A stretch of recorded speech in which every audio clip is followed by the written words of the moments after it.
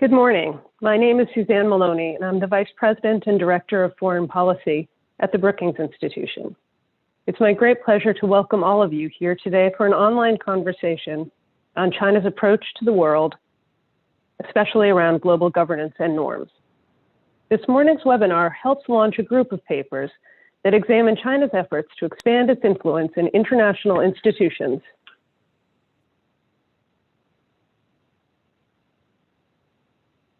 Forgive me for blocking my camera briefly. This morning's webinar helps launch a grouping of papers that examine China's efforts to expand its influence in international institutions and shape global norms. This research forms a key part of the Brookings Project on Global China, assessing China's role in the world. Global China is a 2-year Brookings foreign policy initiative that seeks to provide an empirical baseline for understanding China's global role across wide-ranging geographic and functional areas. This project involves scholars from across the Brookings Institution, as well as outside experts with deep insight on China. The project uses a cross-disciplinary approach, drawing not just from Brookings' deep bench of China and East Asia experts, but also from the institution's security, strategy, regional studies, technology, and economic scholars. This approach has generated an eclectic set of perspectives on China's behavior and its impacts. The papers released this month are the penultimate in the series. As the United Nations celebrates its 75th year, the papers launched as part of this project examine China's interactions with UN agencies and provide a glimpse into China's ambitions for setting rules on the international stage. The papers examine how China deploys a diversity of methods and tools in advancement of its ambitions. The findings also raise critical questions about how China's growing activism will impact the rules, norms, and institutions at the heart of the modern international system. To help advance our thinking on these questions, we're delighted to welcome a panel of authors to this Brookings webinar. We will have Jeff Feltman to discuss China's expanding reach at the United Nations and how the United States should react. Sophie Richardson of the Human Rights Watch to examine China's greater engagement with the global human rights system. Lindsay Ford on China's efforts to reshape Asia's regional security architecture, and David Schulman of the International Republican Institute on the competition of political systems, all moderated by Patrick Quirk, a non-resident fellow here at Brookings Foreign Policy, who co-authored a piece with David for this series as well. Now, before we move on to the formal session, I need to note that outside of their work for Brookings, our scholars occasionally advise political candidates on the issues in accordance with the institution's policy on nonpartisanship. That policy can be found on the Brookings website, and all affiliations are disclosed on individual expert pages on the website. A final reminder that we are on the record and streaming live, so please send your questions to us on Twitter using the hashtag #GlobalChina. Before I hand over the mic, I would like to thank the Ford Foundation for their generous support of this initiative. And with that, I'll pass it over to Patrick Quirk to guide the panel discussion. Thank you. Thank you very much, Suzanne, and welcome again to everyone logged in and joining us today for this important conversation about China's approach to global governance and norms. A few words about the run of show before we proceed. I will ask each presenter a few questions, starting with Lindsay. After each panelist responds, I'll invite the other experts to weigh in. We'll do this for each of the 4 panelists and then take questions from all of you in the audience. With that, let's begin. Central to any discussion of China's engagement with global governance and norms is security. For insights on this, we'll look to Lindsay Ford, who is David M. Rubenstein Fellow in Foreign Policy with Brookings. So Lindsay, to what extent, in your opinion, are traditional US security partners in Asia, such as South Korea, Thailand, and Japan, aligned or engaged with China's regional security architecture? And if they are, how might that reflect on America's influence and relations in the region? Over to you. Thanks, Patrick. So first, I think it's important for those who may not live in the wonky world of Asian security relationships to at least say what exactly is a regional security architecture. So we're really talking about things ranging from bilateral alliance and partnership relationships up to multilateral institutions. You know, the most formal of those would be things like we have in Europe, like NATO. When it comes to building regional security networks, I think the Chinese are deploying an approach that works on multiple levels. The real opportunities are actually in places like, say, Central Asia, the Mekong region, where the US has traditionally had much of a less noticeable security role. And that's where you've seen the Chinese in Asia build much deeper activities and exercises, border patrols, cyber terrorism exercises, even overseas facilities in some places. So that's where the opportunities for significant inroads are. But when it comes to allies, it's a different approach. I don't think any of the allies you named would call themselves, quote, aligned with China. But what the Chinese have done in some ways is try to neutralize the significance of those alliances. We've seen this with South Korea, where the decision to deploy a US missile system back in 2016, 2017 really resulted in a lot of economic coercion, boycotts that helped shape the decisions that the South Koreans are willing to take, in particular on things like regional missile defenses or trilateral cooperation with the US and the Japanese. I highlighted Thailand in my paper in particular as well, because I think it's an important example of how the Chinese build relationships. A lot of times it's opportunistic. What we've seen in some cases is with Thailand, multiple coups really diminished the ability of the US and Thailand to have a strong security relationship. China stepped into the gap in a lot of ways. It's now a significant arms sale partner with the Thais. And the result of that is potentially long lasting because they use those relationships to facilitate training, exercises, the kinds of things that the US has done over the last 40 years to create a much broader and more far-reaching security relationship. Great, thanks, Lindsay. So picking up on that, does China's rising participation in security networks play a role perhaps in ensuring stability across the region? And if so, to what degree is that stability perhaps being offset by recent tensions that China has with regional actors like India and other South China Sea claimants across Southeast Asia? That's a great question. I think offset is exactly the right word to be using, because I think the theory of the case for many years, certainly following the Cold War, for both the US and a lot of China's neighbors, was that if China was participating more actively in regional security institutions, that would be a good thing overall for regional security. So you saw the US encourage the Chinese to participate in things like anti-piracy cooperation together. As recently as 2014, the US was inviting China to participate in RIMPAC, which is the largest naval exercise that we do in the region. And there's any number of regional threats, proliferation, disaster relief, where ultimately regional responses would be stronger and more effective if the Chinese were there playing a positive cooperative role. The problem is that what we've seen in a lot of cases is these interactions, more routine interactions that may occur multilaterally, aren't necessarily offsetting a lot of the other things that China's doing in the region. So in Myanmar, for example, there have been a lot of mass atrocities against the Rohingya people. There's active violence going on in the region. China is selling arms both to the government, and in some cases, we've seen arms flowing to rebel groups as well. It doesn't contribute to stability. Participating in disaster relief exercises doesn't actually matter if in cases like the 2013 typhoon that hit the Philippines, the Chinese offer up disaster relief right afterwards. It's less than what IKEA was offering. And you know, part of the problem here is that China's talking about cooperative security mechanisms, but it's unwilling to take more meaningful steps, things like being transparent about its military investments, resolving territorial disputes that would actually contribute to stability in a much more substantial way in the region. And you've seen this over the past several months, like you said, encroaching on the exclusive economic zones of its neighbors. Just this past week, crossing the midpoint of the Taiwan Strait, the China-India border crisis. The facts on the ground just don't suggest that what China is doing is actually making the region more stable rather than less stable. Great, thanks, Lindsay. All really excellent points. Given that the security piece cuts across most everything else, I'd like to open it up to our other panelists, David, Jeffrey, Sophie. Any thoughts on these two questions or reactions to Lindsay's points? Other remarks you'd like to make?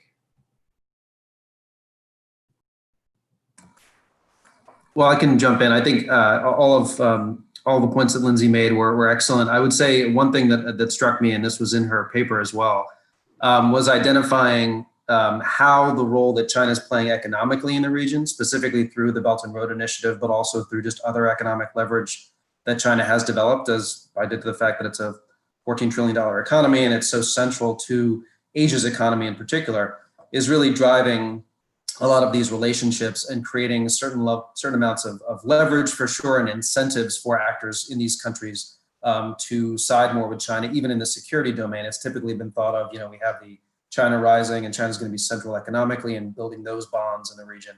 But that the security piece would always be, that these countries were more aligned with the United States because of the mounting China threat and China being in the neighborhood. But I think looking at the role that those economic incentives play, looking at the role that China as more of a provider of digital technology and other sorts of things, these elements are going to be really critical as we think through what does the security architecture look like in Asia and further afield. And then just the other thought that I had, and this is more in the diplomatic domain, not purely in the security, but just the comparison that you can make in terms of what China's been trying to do in terms of the security architecture in Asia with ASEAN +1 and +3 and the KICA conference and the Shanghai Cooperation Organization. And then in other regions, such as Africa, with the Forum on China-Africa Cooperation, or the 17+1 arrangement in Europe, or to some degree, China-CELAC in Latin America, these all kind of look fairly similar to what China's trying to do in Asia, where it's kind of eliminating or at least diminishing the role of the US in these regional engagements and setting up these situations where it's China and the region having these more closed engagements where China can be more dominant and have more leverage. So just a few thoughts there. Thanks, Dave. Sophie, Jeffrey, anything to add? Great. So the security piece certainly reflects on the UN system. So for that, let's shift the discussion to China's role in the United Nations and move to Jeffrey Feltman, who is John C. Whitehead Visiting Fellow in International Diplomacy with Brookings. So Jeffrey, really liked your paper, as I did Lindsay's. To start, has China's recent increased participation in the UN notably improved its international standing? And if so, could you remark on which nations in particular?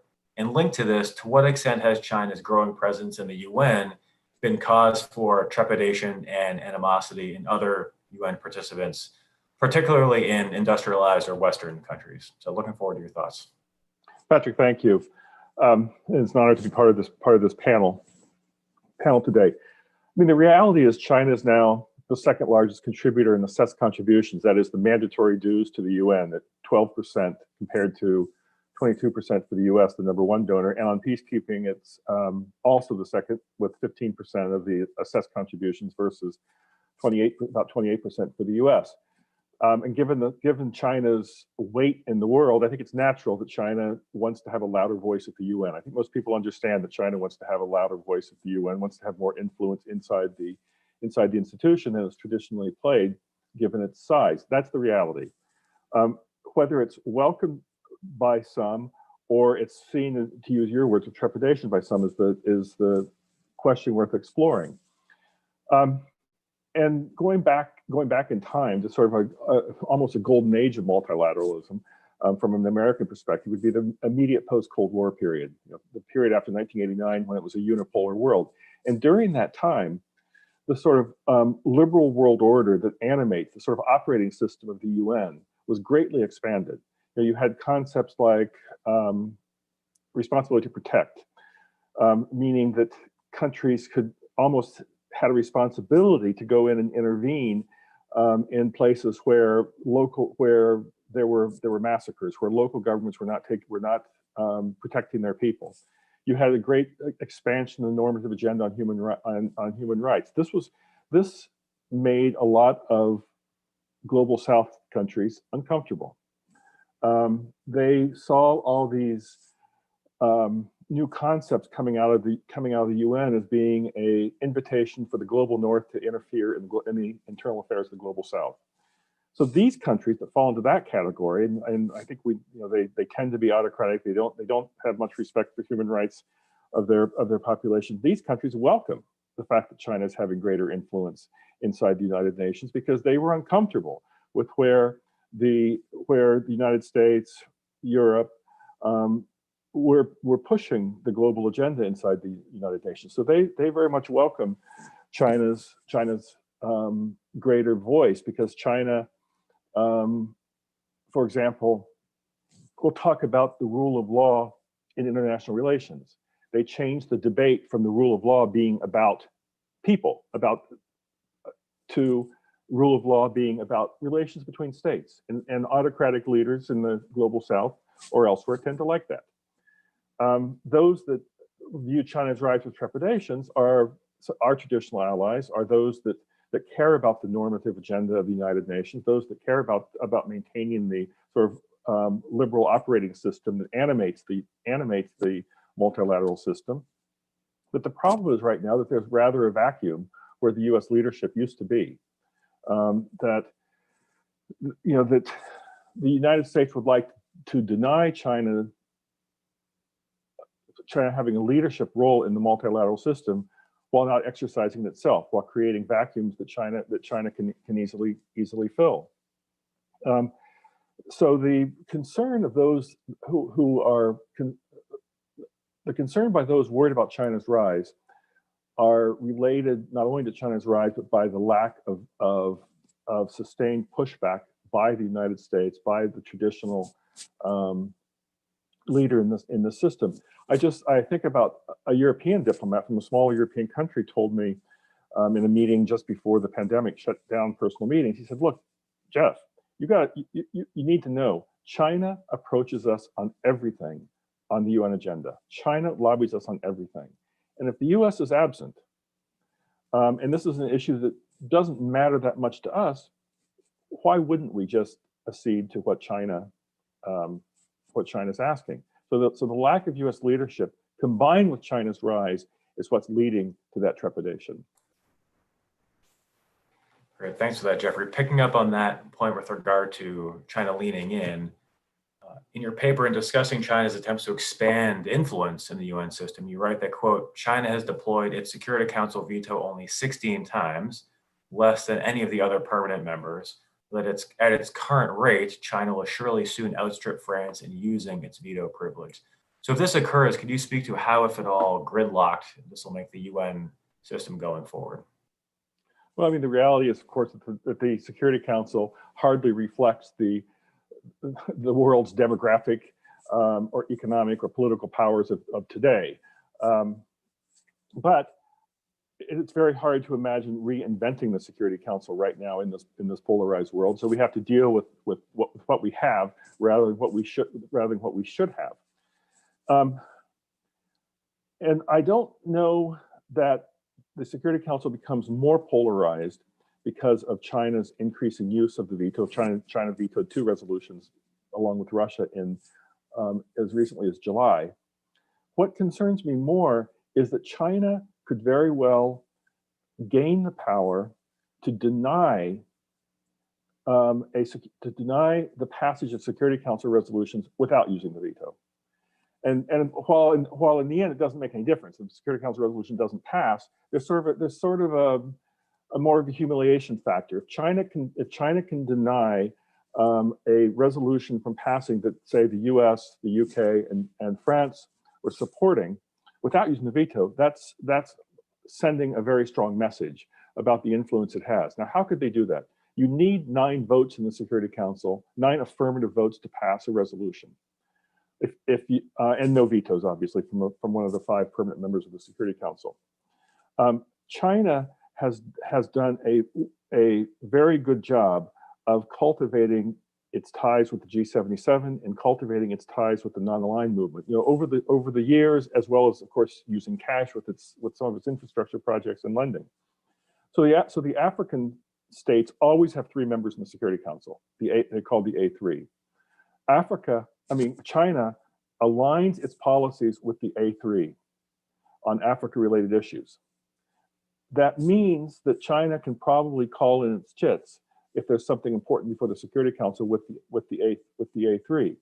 China also has strong ties with non-aligned movement elsewhere.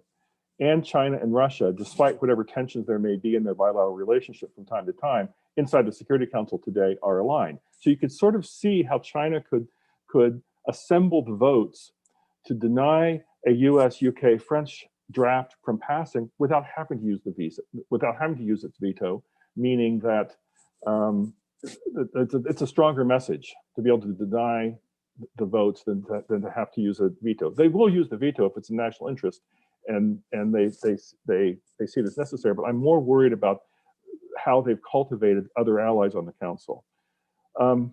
And for the United States, we're going to just have to accept the fact that we need to be pursuing rivalry with China and cooperation with China when we can simultaneously.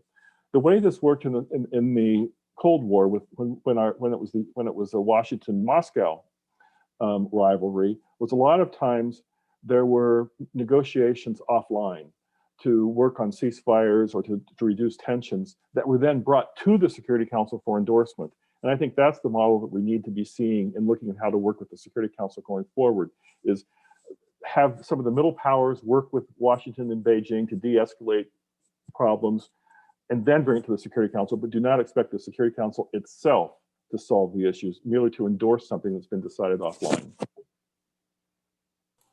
Great, thanks so much, Jeffrey. With that, I'd like to open up to the other panelists. Would very much welcome your thoughts on Jeffrey's paper, the two questions we've talked about here, in particular, implications of China's increased engagement in the US system, and perhaps any thoughts as to how the United States should approach this. Yeah, Patrick, can I jump in and put a question to Jeff? Absolutely.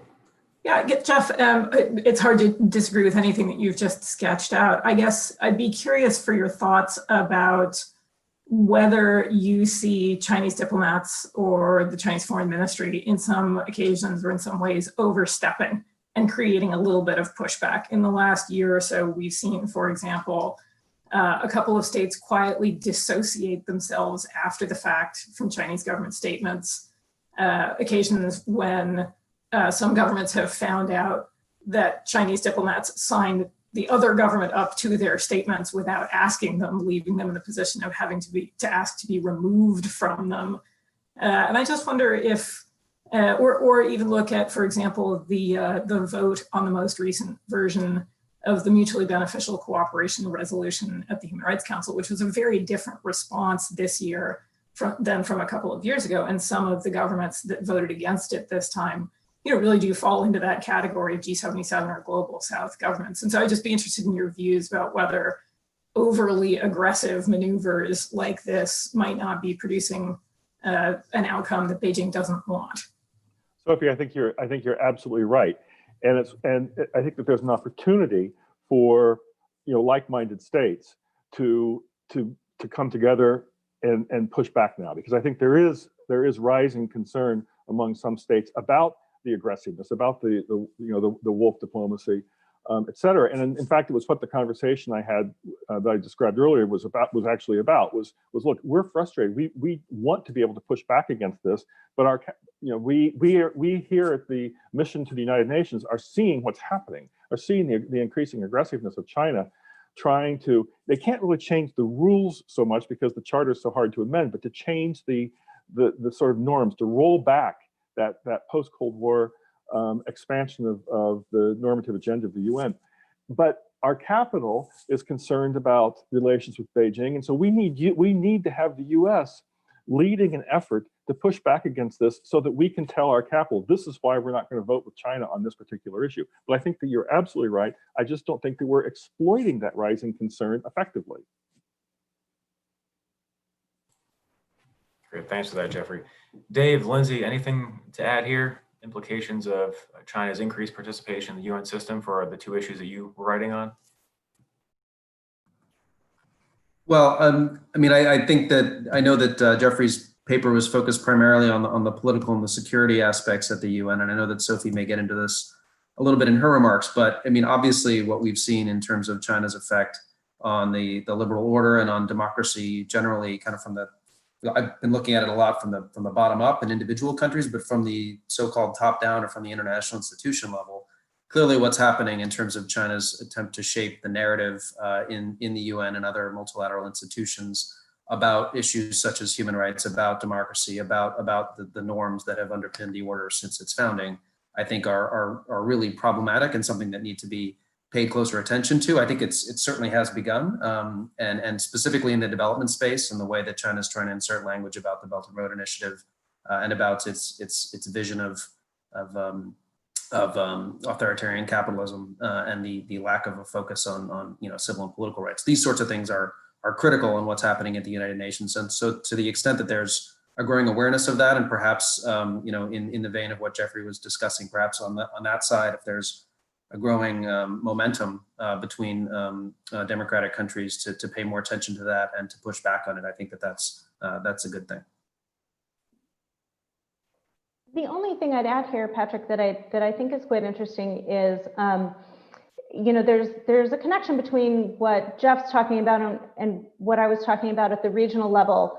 One thing we've seen is that China is actually trying to build greater connectivity between some of the regional institutions that it really invests in and the UN system, because Chinese diplomats really contrast between what they call as like the quote world order that would be US led and based on US relationships, and the UN system, which China tries to hold up as sort of the more legitimate ordering institution on the global stage. And so what China likes to do here is take some of the institutions that it's particularly invested in. Let's say, for example, the Shanghai Cooperation Organization, where a lot of the norms that China may have a very difficult time actually getting support for on the global level, it can do more successfully in institutions like the SCO. So for example, anti-terrorism, where the SCO has really sort of embraced China's version of how it talks about terrorists and extremists. It's quite different from the way that the United States would talk about it.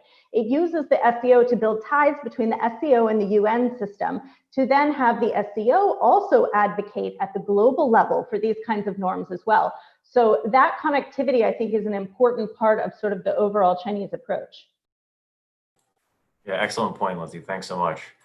So to Dave's earlier point, shifting the conversation from top-down, international, regional to bottom-up, a key part of any discussion of China's engagement with norms is its relationship with democracy. In particular, how its trade practices and sharp power efforts might undermine democratic practices in target countries. For that, we're going to move to David Shulman, who is Senior Advisor with the International Republican Institute and Adjunct Senior Fellow with the Center for New American Security. So Dave, starting off, to what degree do you see the stresses facing democratic institutions in other countries as new and evolving, or perhaps as a reflection of long-standing weaknesses that have not been addressed? And then assessing that question, how do you view the relative balance in causes between external factors such as China's influence and internal pressures that those governments and regimes are facing? Look forward to your thoughts. Okay, thanks, Patrick. I think that's the exact right question. A lot of times when I and others are working on the question of to what extent is China having some sort of a negative influence or impact on democracy in individual countries, the pushback is, well, there's problems in these countries that are longstanding, and it's more a kind of question of how are they going to handle this, and is China just walking into a situation where democracy is already corroded?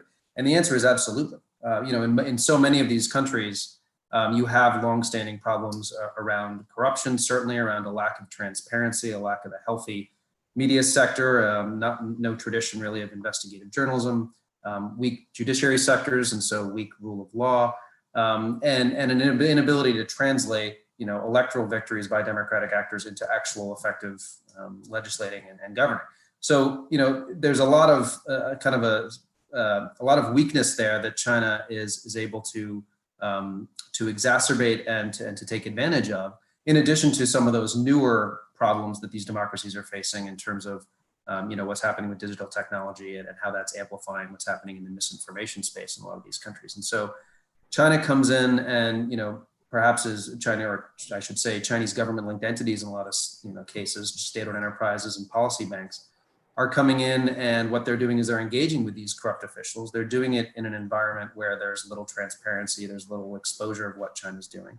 And then signing up to, having these countries sign up to deals that not only do create levels of debt and dependence in a lot of these countries that are bad for these democracies' long-term financial solvency, but it also creates a situation where, number one, these are investment deals that are not conditioned on good governance, they're not conditioned on human rights. So that increases the ability of illiberal leaders in these countries to ignore or even pay lip service rhetorically to some of the conditions that Western governments and Western development agencies and multilateral banks have traditionally attached to some of these things. And then these deals and these investment projects are actually bolstering the short-term political fortunes of a lot of these liberal actors, in the sense that they can point to, well, look at these buildings, look at these bridges that we're building, leaving aside, what is the long-term impact for these countries financially, and that also helps bolster these officials. And then, when democratic processes do actually get in the way of what China is trying to achieve in a country, and it is usually, for China, it's about its strategic interests. It's not that they're targeting individual countries to undermine their democracies. It's usually a effective byproduct of what China's doing. But when you do have elections, when you do have, exposure of what China's doing in the media or in the civil society sector, you do see China actually digging in to try to use what we're calling sharp power tools to try to manipulate the political and the information environment to protect China's interests in these countries. So it's taking advantage of the democracy gaps, the government gaps in these countries, and using them to China's advantage. And then the last thing I'll say on this is, what China's also doing is helping to ensure that allies, liberal allies in countries who have reached a certain level of power and are serving China's interests, China is helping to ensure that those leaders stay in power, right? By sharing the training and the technology to better surveil and monitor their own population, to better control the internet, and to effectively override the types of democratic checks that might otherwise be functioning in a system where you had a healthy civil society and a healthy media sector. So, I think just to come back to where I started, the balance here is really unique in each country, but it's always going to be the case that I think what's happening at the domestic level in terms of democratic vulnerabilities is critical. And then the extent to which China can take advantage of that is dependent on whatever is the context in which China's operating, and to some extent as well, the level of strategic interest that China has in that country, both economically or potentially for military or other geostrategic purposes.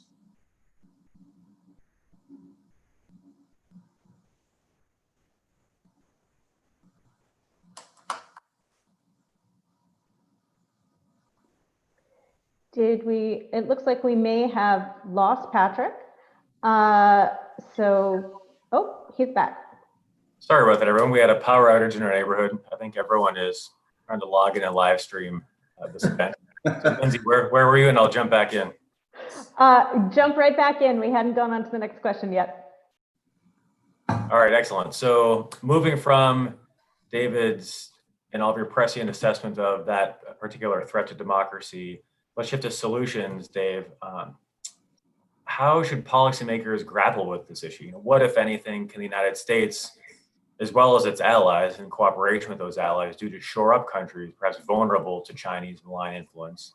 And as the United States navigates this really thorny question, what new developments or challenges may arise from the ongoing COVID crisis? Looking forward to your thoughts.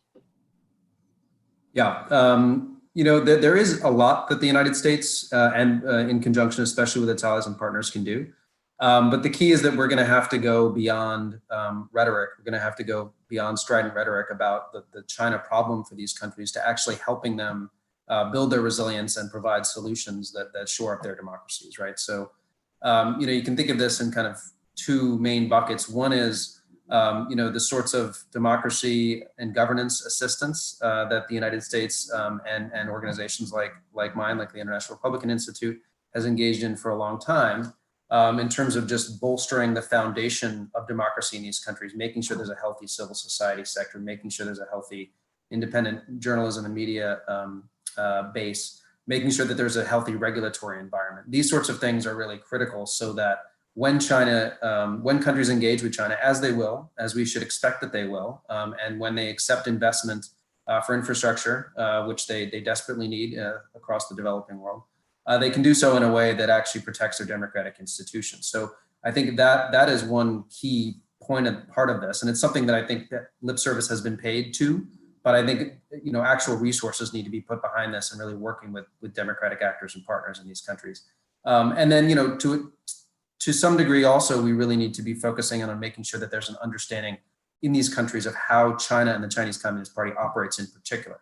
it's not just this kind of level of resilience and democratic foundation. It's how can you expect that entities tied to the Chinese government are going to come in and are going to come at some of these financing deals. How are they going to come in and try to shape the information space and potentially the political process in order to benefit China's interests, so that these actors are ready to effectively protect their own house and make sure that their democracies are protected. The other aspect I would say is also just U.S. diplomatic engagement should be championing democratic actors on the ground in these countries, and also holding illiberal actors to account. I think that that's really important. I think we should be doing that in conjunction with our allies and partners as much as possible. So it's not just, again, the United States versus China in some great power competition, but that it's actually bolstering actors on the ground, and that it's a broad-based coalition of democratic countries supporting these types of actors. In terms of the impact of COVID, it's a really important question. I think, we, as everyone I'm sure knows, we've already seen authoritarian actors in many of these countries around the world using COVID as an excuse for authoritarian power grabs, using it as an excuse to crack down on the media, on healthcare workers, on anyone who doesn't approve of how they're handling these problems. I think, as the pandemic continues to affect these countries, it's only going to get worse in the sense that these leaders are facing massive economic, societal challenges, and there's going to be the temptation to take the easy way out in terms of taking more of an authoritarian approach to some of these issues, in terms of if they're feeling like they're getting demands from the populace that they cannot meet, it's going to be increasingly enticing to better monitor and surveil the population, better control messaging that's out there, to ensure that they can stay in power. And I think they're going to be taking lessons from China on how to do that. And I think they'll also be more incentivized to take investment, again, more of these kind of opaque deals from China, again, for short-term political gain, to say, well, we're having economic problems, but look, we've got this investment here and this investment there, leaving aside what the actual terms of those deals are. So I think that's very problematic. And then lastly, I'll say, China has been pushing this narrative throughout the pandemic about its supposedly very effective managing of it at home, leaving aside the origins of the virus, leaving aside the fact that China has used drastic human rights abuses to achieve what it has at home, but kind of trying to contrast that with the failings of democracies such as the United States and some in Europe. And that messaging, I think, is effective in some countries, but it's something that the United States and our allies and partners need to push back on. And we need to be providing democratic solutions to these countries so that they can use citizen-centered governance responses to COVID, as opposed to grabbing on to the low-hanging fruit that trends in a more liberal direction. Thanks for that, David. Recognizing we're going to hear from Sophie soon on the human rights dimension of this conversation, we'll love to open it up to the rest of the panelists to speak to potential impact of China's actions on democratic practices and institutions, competition between political systems, the variant that China has been pushing, as well as what's on offer from the West. I'll pause there. Love to hear from Lindsay, Jeffrey, or Sophie on this.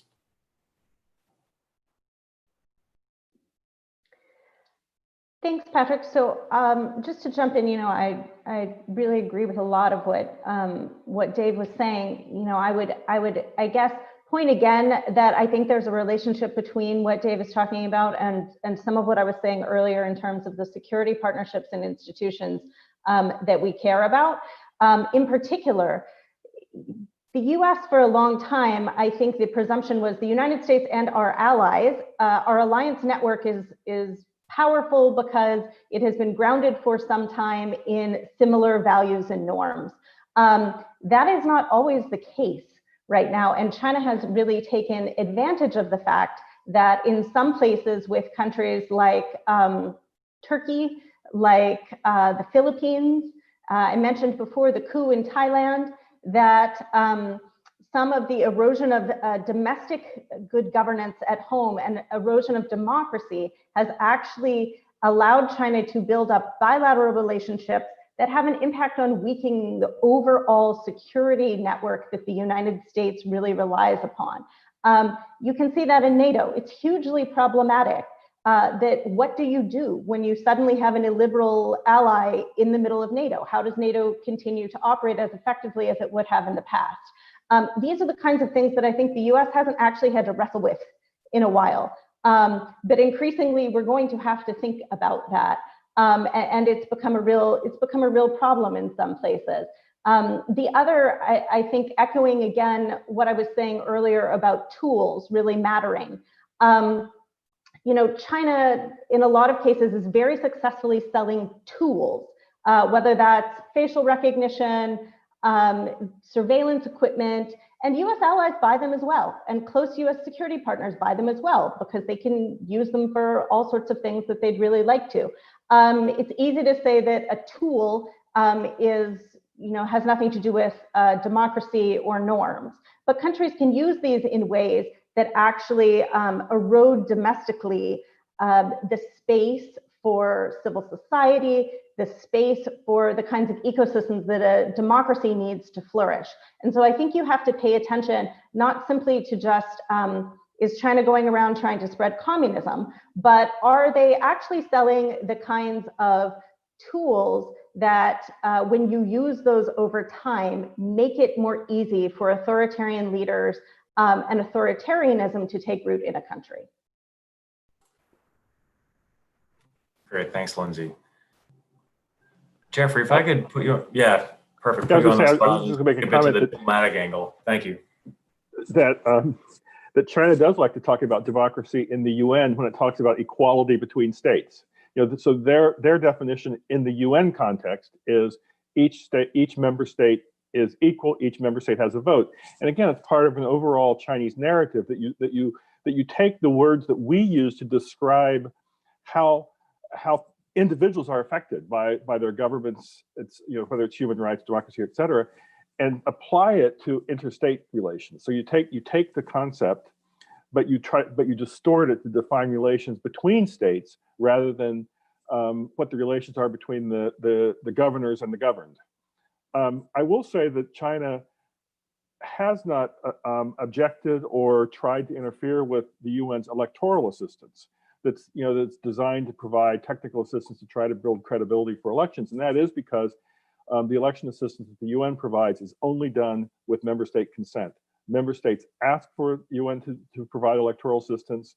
The UN responds in kind, and that fortunately has not been an issue. But mostly in the broad diplomatic context within the United Nations, when China talks about democracy, they're talking about the relations between the states that are members of the United Nations. Please, Sophie. Yeah, I just wanted to tack on a quick observation / question to Dave as a fellow veteran of the world of election monitoring and electoral assistance. I find it fascinating that the Chinese government now provides electoral assistance to other governments. I mean, Jeff, sort of picking up a bit on your point, and you really, I think, have to wonder what expertise there is on offer there. Mostly, it's been the provision of equipment up to and including ballot boxes. But Dave, I'd love your thoughts on whether you think that's an effort to actually, co-opt or undermine norms around the idea of electoral assistance, to, posit the idea that one doesn't have to be a democracy to provide assistance to a democratic process. Thoughts on what that's all about? Yeah, that's something that I've watched closely, as I know you have, and it's fascinating to watch. I mean, especially in a place like Cambodia, where obviously China has done a lot to at least facilitate the slide in the wrong direction under Hun Sen, and as you're saying, kind of monitoring and then legitimizing an election and saying, yep, it's all good here. This was a fair and clean democratic election. I think it's definitely worth watching. Right now, it seems kind of almost amusing, but it's not.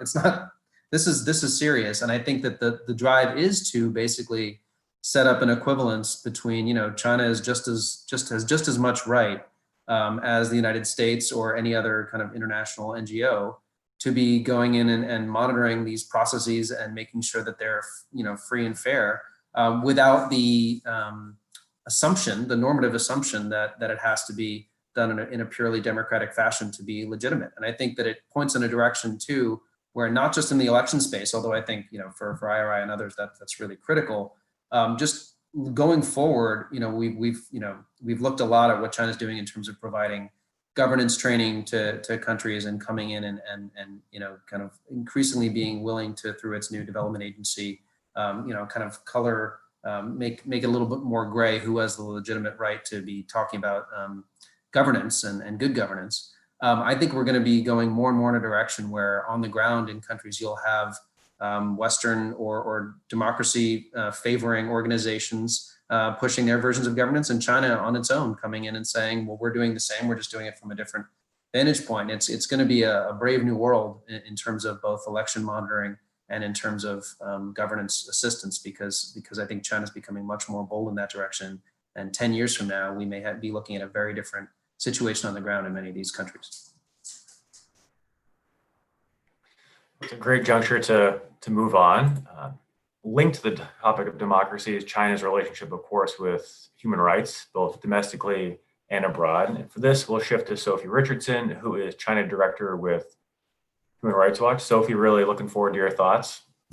To start, in your recent paper, you write that, quote, one can no longer pretend that at its borders. And you mentioned several cases where pressure from Beijing has led to self-censorship and job losses. Looking ahead, do you see anything more serious coming, perhaps as an extension of the new national security law in Hong Kong that would represent an even greater threat to both Chinese citizens and non-Chinese citizens outside of its borders, arrest, detainments, and so forth? Great. Patrick, thanks for the question. Thanks for inviting me to join you. In a way, I'm going to make your question even bleaker because it's not just what we're worried about in the future, it's what we're not paying enough attention to right now.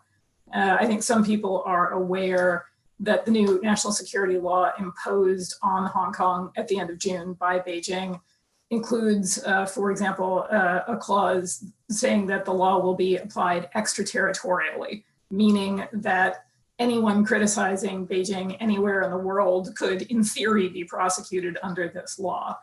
There are relatively straightforward fixes to that, which is, involves governments refusing to cooperate with that. Some have already suspended extradition treaties in response, although that's not quite the same thing as saying they won't cooperate. But that has, there are real consequences for people around the world as they stop and think, as 7 million people in Hong Kong now have to, whether something they're going to say out loud or publish or wear or a sign they're going to hold might somehow, cause offense to Beijing. But I think what's frightening about this is that, it's one of the kinds of problems that we can see, that we know about, and to which there is a clear response. I think the Chinese government's threats to the freedom of expression worldwide are extraordinary, but on some level not very clearly seen. And I want to give you a couple for the purposes of our discussion this morning. In the category of what you can see, here's one example. Last week, the UK mission to the Human Rights Council in Geneva announced that it was going to be holding an event this week to talk about Hong Kong. Full disclosure, I'm on it. Shortly after they announced the event and publicized it, the Chinese mission in Geneva issued a note verbal telling other governments they shouldn't go to or participate in this event. Now, that's only distributed to governments, but often one gets to see these things. But there clearly the Chinese government is taking an anti-free speech position. It could go ahead and just organize its own side event. It is now also doing that. But the message that goes out to other governments is stay away from that discussion. We'll be watching to see who participates. Beijing also introduced a new resolution at the Human Rights Council last week. This one is called Putting People at the Center of Efforts in Promoting and Protecting Human Rights. Again, as Jeff alluded to earlier, this is another kind of document that slowly leaches out responsibility for states or a role for independent civil society. There's not a lot of room for free expression in either of those two. But a couple of weeks ago, we organized a sign-on statement for NGOs all over the world that was essentially calling for greater scrutiny of China at the Human Rights Council. And I'm very sad to have to recount to all of you that we had a number of civil society groups based either here in the US or in Western Europe who were extremely keen to join, but were reluctant to do so even anonymously because they felt that somehow their participation would be known and that that would be held against them, particularly in their pursuit of accreditation status for the UN. We're all watching how universities around the world not only are grappling with China-related free speech issues on their campuses, for example, when students have held pro-Hong Kong democracy protests and they are attacked or shut down by other voices.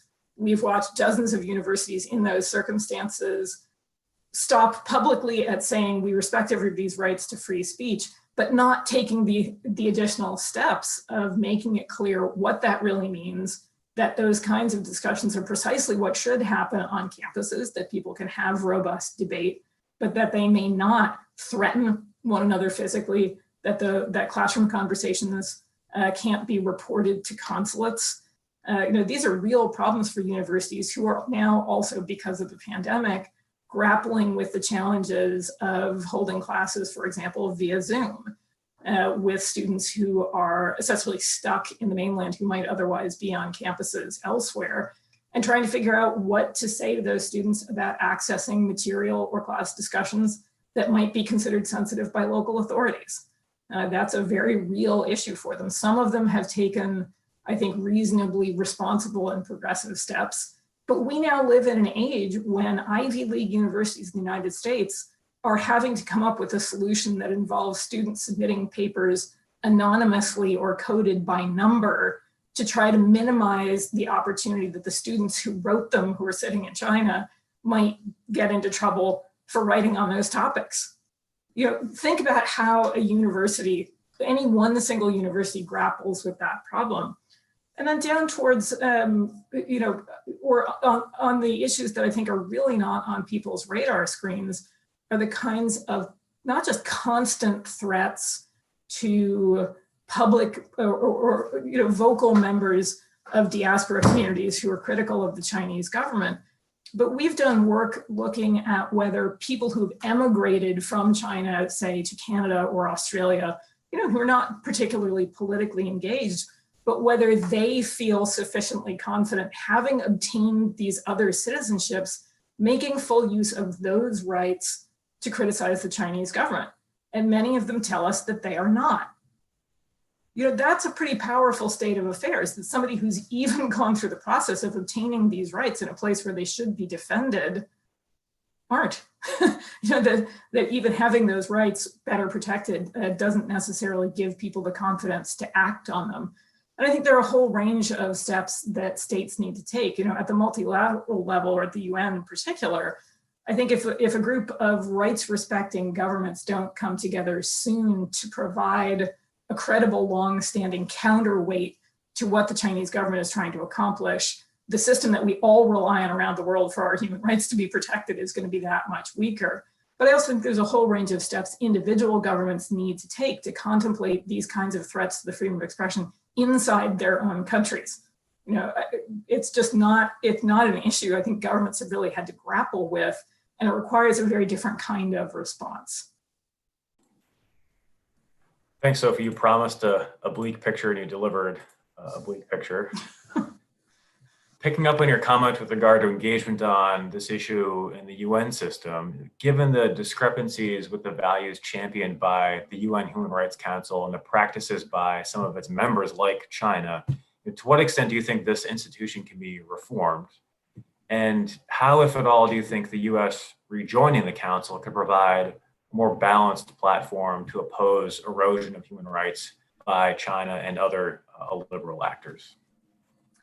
Well, on the first point, I think there are there are some changes that an organization like Human Rights Watch would want to see. For example, to make the elections more competitive. Often states are elected through closed slates, or they aren't really in any way obliged to campaign, in a way that really stacks up pledges against what member states are expected to do.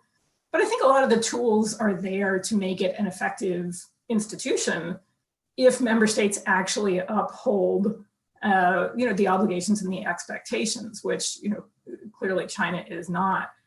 As for the US, look, it's, we will always want truly rights respecting governments that have international rights respecting agendas to be on the council. I think Human Rights Watch has a lot of concerns about the Trump administration's track record on human rights. So what I want people to do is not necessarily assume that we think any US administration is going to, by definition, going to be an asset. That said, I think it has been harder for the real like-minded rights respecting governments on the council to collectively push back against Beijing's pressure. I think we have seen more of that around a couple of recent developments, resolutions, other kinds of initiatives. But China will run to rejoin the council this fall, and it will almost certainly be reelected. And I think that is just going to put more pressure on the governments that really do care, not just about immediate issues, but on the health of the system as a whole, to work hard and work together and set themselves a very ambitious agenda. Great. Thanks, Sophie. Before we shift to the questions that are flowing in by Twitter from the audience, I wanted to open it back up one last time to the panelists. Any thoughts on Sophie's remarks and the question more broadly of China's engagement vis-a-vis human rights, both domestically and abroad?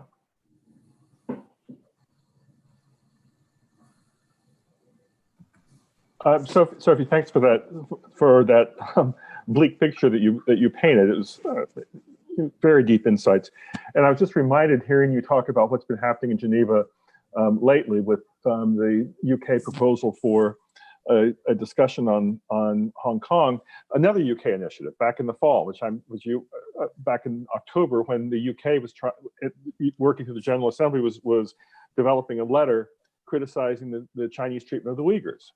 And the UK managed to get 22 member states to sign on. China then had an alternative letter that praised China's human rights record, China's human rights practices, China's perspective on human rights, and they got 54 member states to sign its letter. Yeah, look, that's what China does. But my first response to that is to suggest people look at the list of signatories on the Chinese government's initiative. When your cheerleaders include North Korea and Zimbabwe and Venezuela, it's a little hard to take seriously the integrity of a counter proposal. I think it's been particularly disappointing to see episodes, for example, like Pakistan on behalf of the OIC praising the Chinese government's response or policies against Uyghurs. But the fact remains, these are the institutions that exist. We're not going to stop encouraging governments to do what they can to do the right thing. I also think, as we started to talk about a little bit earlier, there's a little bit less support there than the Chinese government wants you to believe. If you look at some of the states that have been alienated by diplomatic overreach, ones who are pushing back for principled reasons, there are sort of different constituencies of governments. There are some that are very angry about what's happened in Hong Kong. There are some that are horrified by what's happening to Uyghurs. There are some who are angry about Chinese government censorship in the early days of the coronavirus pandemic. And some of that is translating into pushback at this institution. But when frustrated or beleaguered diplomats express some frustration to us, one of the points that we try to make back to them is that they have access to call for scrutiny and accountability of Chinese government authorities that most people in China won't ever have, and that they're duty bound to make use of that opportunity to push for better rights protections. One additional thought on this, and it perhaps is obvious, but obviously these international institutions, the UN that we're talking about, are made up of hundreds of individual countries. And if in those individual countries, China is able to exert a increasing level of influence and leverage through either elite capture, through shaping the information space, through any number of vectors, that's going to create a situation where ultimately when the cost benefit comes for these countries to make their vote or decide who they're going to side with or be public about what they're going to be public about, they're going to decide that they don't want, that it's not worth the risk to come out against China on any of these issues that Sophie's talking about. Yeah, it's true. I will just say that sometimes we do see states take, I think, gutsy positions that, other interests might suggest a different course of action. For example, one of the governments that's now joined up to being critical of Beijing's policies towards Xinjiang is Albania. A country that could go in a very different direction. One of the governments that voted for, one of the governments that voted against the mutually beneficial cooperation resolution recently was the Marshall Islands. But I think it's also illustrative to think about, other major international human rights crises that the Council has addressed where there's been a lot of enthusiasm. And, think, for example, about the Gambia taking Myanmar to the International Court of Justice over treatment of the Rohingya. Flip that around, I think an important taboo got broken at the last Human Rights Council session when member states came together to demand significantly heightened HRC scrutiny of police violence and abuses against racist police abuse here in the US, an initiative that Human Rights Watch certainly supported. Look at all the governments that were happy to be supportive of that kind of scrutiny of a P5 member state. That breaks an important taboo, but I also think it makes it that much more important to hold other P5 member states like China accountable too for serious human rights violations. Great, thanks again, Sophie, for those remarks. So we're about an hour in, and during that period, lots of questions coming in via Twitter from the audience. I'd like to pose a few to the panelists here, starting with Tejas Shah, who's an attorney with Barnes and Thornburg. He asks to the panel, does China have more to gain or lose from the preservation of international institutions? So welcome thoughts from the four panelists. I'm happy to start that one off if you want. Yeah, please. I think the Chinese government believes it has a lot to gain from remaking certain kinds of international institutions in the way it wants, and a certain amount to lose from failing to do that. And by that, I really mean, some of the pathologies that we've been talking about here, where, human rights scrutiny, at least from the Chinese government's perspective, should be more a matter of state-to-state dialogue, not of binding consequential legal action or an active role for international or even local civil society initiatives. I think that's what really fuels a fair amount of the Chinese government's conduct, at least at the Human Rights Council, but I'm sure my co-panelists have views about other kinds of institutions. Patrick, I'll jump in now, echoing what Sophie said. In terms of the United Nations in New York, the UN is a safe space for China. The UN is hierarchical.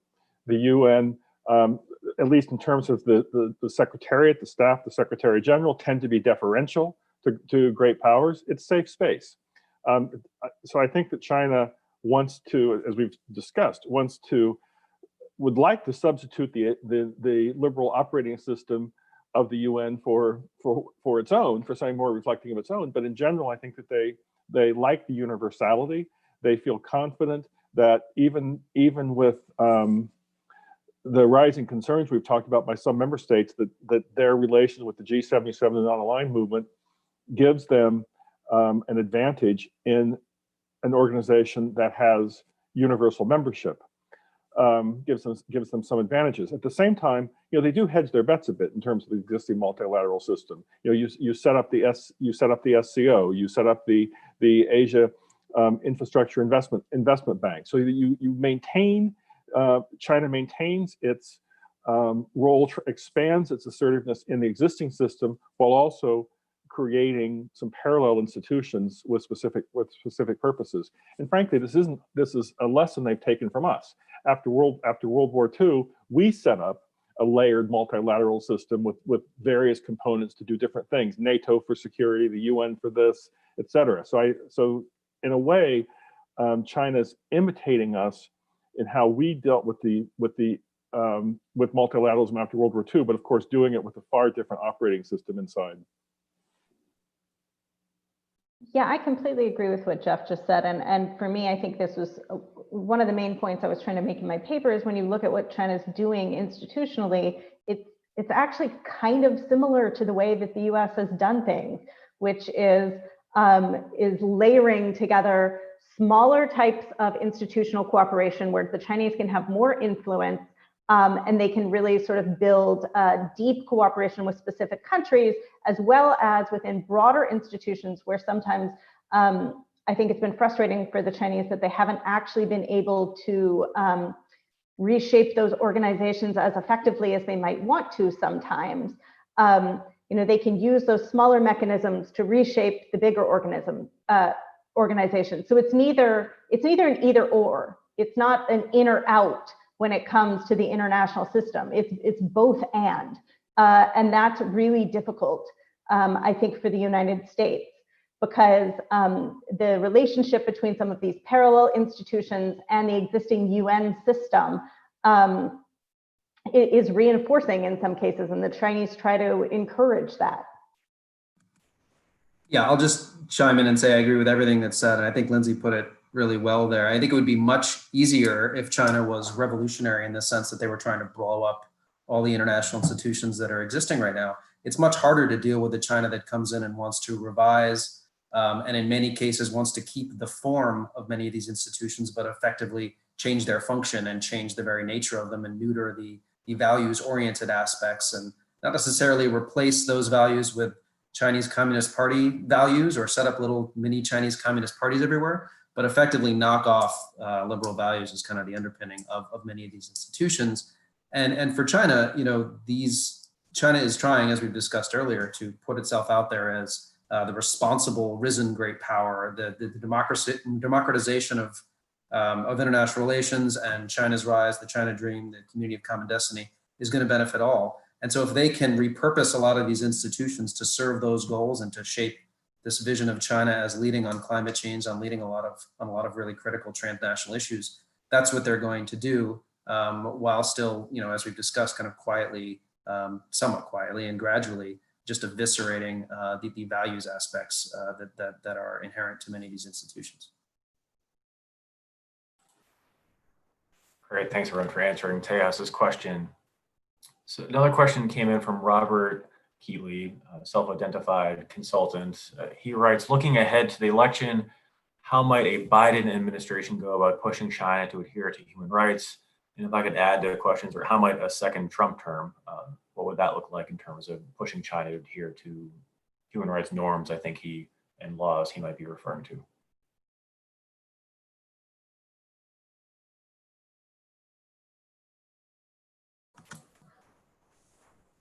Shall I kick us off? Please. Sure.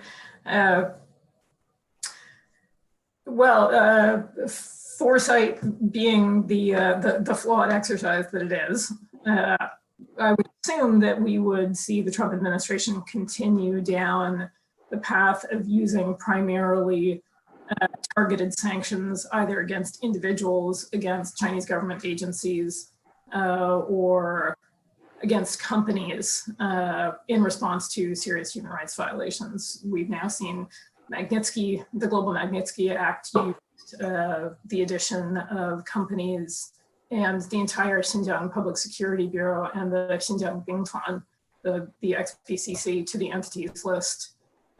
This seems to be the preferred tool that this administration has used, and I assume we would see more of that in the future.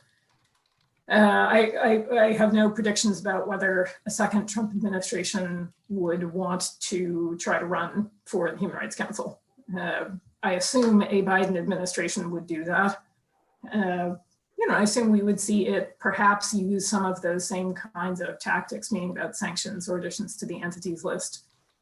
But I think they would probably hope there would perhaps be a strong emphasis on working with other like-minded governments, not just at the Human Rights Council, but on other kinds of initiatives to promote or protect human rights defenders, to push back on the kinds of threats to the freedom of expression inside countries that we see, some more both multilateral and sort of heightened domestic attention to some of these kinds of issues. But I'd love to know what Lindsay and Jeff and David think too. I'll jump in here and say, I mean, I know this is, by now it's oft repeated, but I think probably a Biden administration and potentially a re-elected Trump administration, I think there's a recognition increasingly of the importance of working with partners and allies on these issues. And, you know, I think that there's some momentum in a positive direction where we see our European friends now awakening to the fact that we're dealing with more of what can be termed a systemic challenge from China, a values challenge, a challenge to universal human rights, a real concern, not just, you know, I think we've talked about how China's wolf warrior approach and disinformation around COVID, I think really woke up a lot of people in Europe and in other countries. But I think also what's been happening with the crackdown in Hong Kong, what's been, you know, increasing awareness of what's happening in Xinjiang has really started to turn the tide there. And so I think that there's a lot of room to run in terms of working with our allies and partners, either in some sort of more formalized summit or concert of democracies, which is something that Vice President Biden has discussed, or just other ways in which there's a more concerted, united approach to pushing China on some of these rights issues that I think is inevitably going to be much more effective, not just because you have more countries involved, but because it's more clearly not just about a US trying to keep China down by focusing on what it's doing at home. This is not just a kind of purely realist great power competition. This is really about what a risen China under the Chinese Communist Party means for the world, and the fact that what it's been doing at home for a very long time is now increasing. It's now increasingly clear what a big problem that is for the rest of the world. And so I think that that there's a lot of coordination and a lot of joint efforts that can be undertaken in the next 4 years by whoever is president working with our partners. Great, thanks, Dave and Sophie. With a few minutes left, one question that came in from C. Yang, from Voice of America, for Jeffrey. They write, can Mr. Feltman speak to China's increasing role in UN peacekeeping forces? What is the prime driver for China's approach towards UN peacekeeping, from rejection to join the forces to fighting for the lead role in such missions? So over to you, Jeffrey. I think, as people know, China has more blue helmets, more Chinese nationals in blue helmets than all the other P5 combined. There are about 2,500 Chinese nationals serving in UN peacekeeping forces, mostly in Africa, a few in Lebanon. This is part of China's increasing role in the peace and security agenda in the United Nations. China traditionally focused on the economic and social affairs part of the UN, but under President Xi Jinping, they're much more. They have expanded their work on peace and security. They're basically doing what other P5 members have done in the past, blocking Secretary General appointments, insisting on a Chinese national for a special envoy here or deputy special representative there. This is very much like the other P5. Peacekeeping, however, they have more blue helmets than the others combined. As I said, they're in Africa.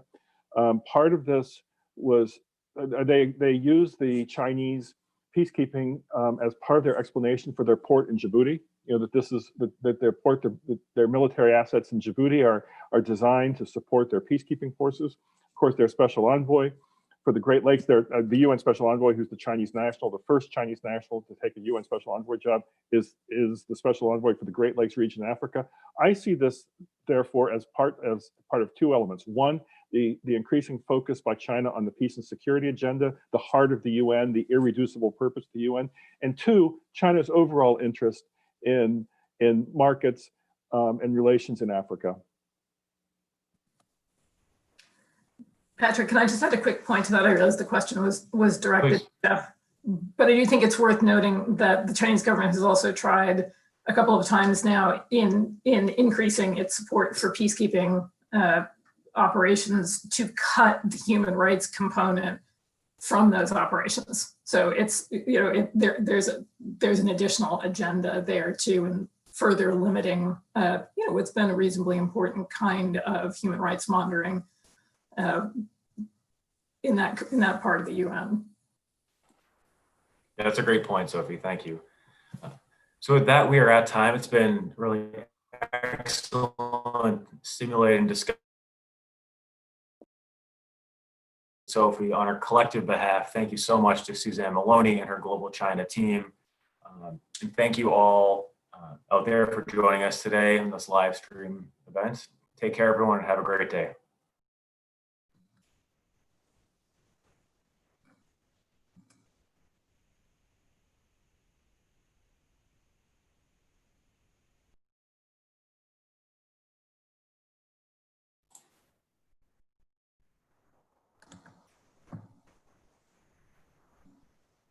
Thanks, Patrick. Thanks, guys. Good job.